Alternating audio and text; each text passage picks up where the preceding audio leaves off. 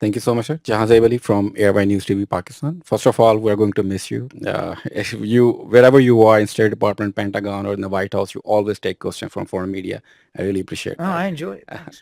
So we are expecting a completely new foreign policy with the upcoming Trump administration. Mr. Trump recently issued some threatening statements regarding Middle East.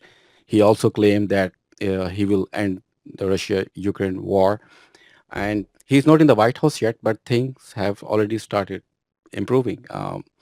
Hamas and Israel are near to a historic peace deal, while Zelensky expressed a desire to negotiate with Russia. So, what do you think was lacking in your administration's policy that unable to bring peace to these two regions? Thank you.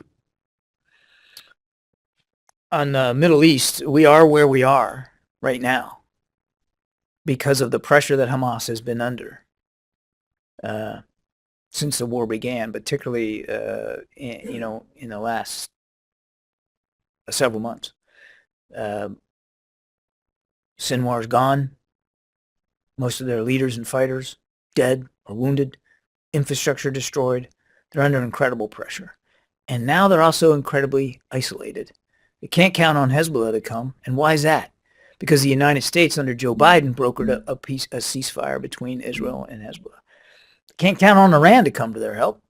Iran's in a weaker position than they've ever been. Air defense capabilities significantly degraded. Their so-called axis of resistance has certainly been dismantled. So to the degree that they couldn't even come to Assad's rescue. And I would argue that we are in the position we're in right now because of the intensive diplomacy that President Biden has implemented and executed over many, many months. And as I said earlier, if we can get a deal, you will see that the parameters of that deal are the parameters that the Biden administration started working on many, many months ago. That's why we are where we are, okay? On Ukraine, look, we have said, I don't know how many times I've said, that of course we want to see the war end. But you know what we won't do? We're not going to impose a negotiation on President Zelensky or the Ukrainian people. We want for President Zelensky, if and when he's ready to go to the negotiating table, that he goes into it with a position of strength. So we have literally moved mountains and led the world in helping Ukraine succeed on the battlefield so that if a negotiated settlement comes, he's got leverage. He's got the ability to do what any president of a country ought to do, and that is protect his sovereignty and his territorial integrity. But he gets to decide what that looks like.